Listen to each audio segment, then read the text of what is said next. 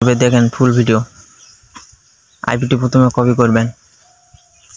আপনারা যারা super proxy বা টান্টু প্রক্সি ডাউনলোড করছেন তারা সেই অ্যাপে চলে যাবেন। আমি যেহেতু সুপার প্রক্সি ডাউনলোড করেছি আমি এখানে আসলাম, অ্যাড প্রক্সি ক্লিক করবেন।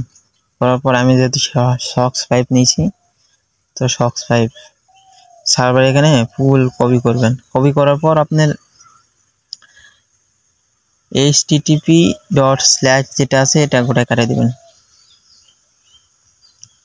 ঠিক আছে। তারপরে এই দুটা হাইফেন আছে, হাইফেনের বাম পাশে আইপি আর ডান পাশে হচ্ছে পোর্ট, তো পোর্ট লিখে দিলাম আর এটা কাটিয়ে দিলাম পর্যন্ত।